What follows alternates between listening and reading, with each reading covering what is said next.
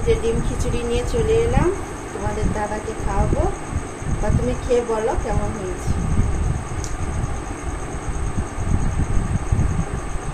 দারুণ দারুণ দারুণ হয়েছে। আচ্ছা, এই খিচুড়িতে কি কি দিয়েছো গো? ডিম দিয়ে খিচুড়ি করেছি, নতুন ভাবে করেছি। আচ্ছা আচ্ছা, খিচুড়ি এর আগেও খেয়েছি, তবে আজকে খিচুড়িটা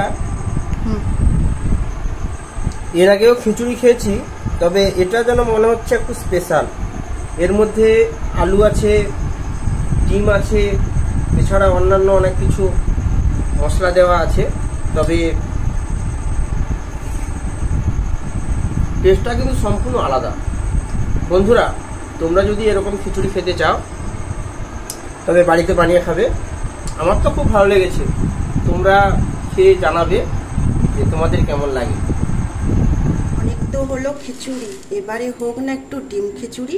তার জন্য আমি এখানে ধনে নিয়ে নিয়েছি, গোটা ধনে, একটু ভাজা মশলা করার দেওয়ার জন্য, একটু জিরে, একটা লঙ্কা, কিছুটা দারুচিনি, কিছুটা গোলমরিচ, এগুলো একটু শুকনো কড়ায় নেড়ে নেব। মশলাগুলো ভাজা হয়ে গেছে, এরপরে আমি তুলে নিচ্ছি।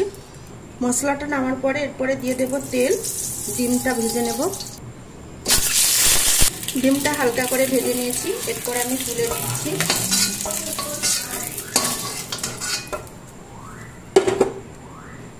আবার অল্প করে তেল দিতে, এখানে কিছু কুমড়ো, গাজর, আলু নিয়েছি, লবণ এবং হলুদ দিয়ে একটু ভেজে নেব।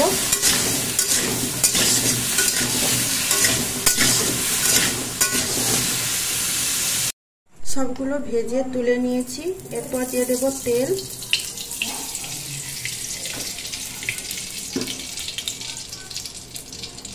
একটু চিনি দিয়ে দিয়েছিলাম, দিয়ে দেবো তেজপাতা আর গোটা লঙ্কা,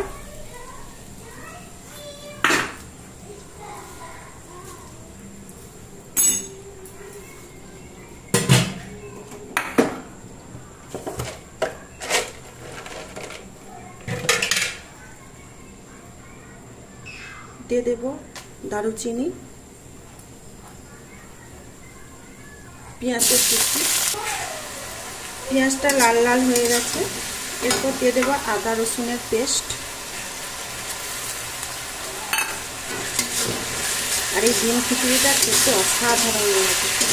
এমনি তো আমরা খিচুড়ি বানিয়ে খাই, কিন্তু এইরকম ডিম খিচুড়ি তো আমরা স্বাভাবিক বানিয়ে খাই না। তো এইরকম আপনারা টেস্ট করে দেখবেন, অবশ্যই ভালো লাগবে। লঙ্কার গুঁড়ো, হলুদ গুঁড়ো, ভেজে রাখা মশলা,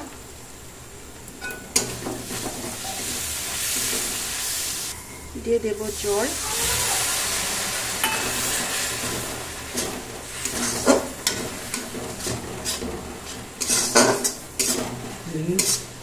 দেখার সময় নেই, সত্যি রক্ষি দাও, কাজ করে দাও।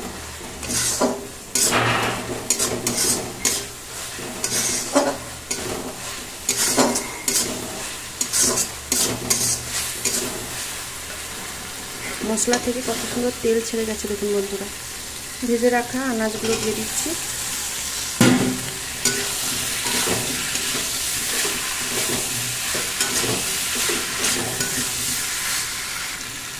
লবণ দিয়ে দিচ্ছি,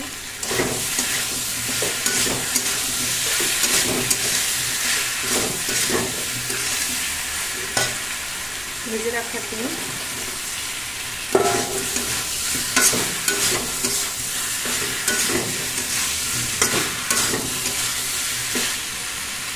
দিয়ে দেবো গরম মশলার গুঁড়ো। মশলাটা কষানো হয়ে গেছে, এরপর আমি ডাল চাল সেদ্ধ করে রেখে দিয়েছিলাম দিয়ে দেব। এই যে ডাল চাল সেদ্ধ করে রেখে দিয়েছি, এর মধ্যে আমি দিয়ে দিয়েছি। এরপর আমি ঢাকনা চাপিয়ে রেখে দেব সিদ্ধ হওয়ার জন্য। ডাল চাল তো এমনি সিদ্ধ হয়ে গেছে, এটাই অল্প একটু সিদ্ধ হওয়ার জন্য। লবণ তো দিয়েছিলাম, যদি লাগে তো অল্প আবার দিতে পারো। দেখুন বন্ধুরা, আমার ডিম খিচুড়িটা রেডি হয়ে গেছে, এবার পরিবেশন করছি।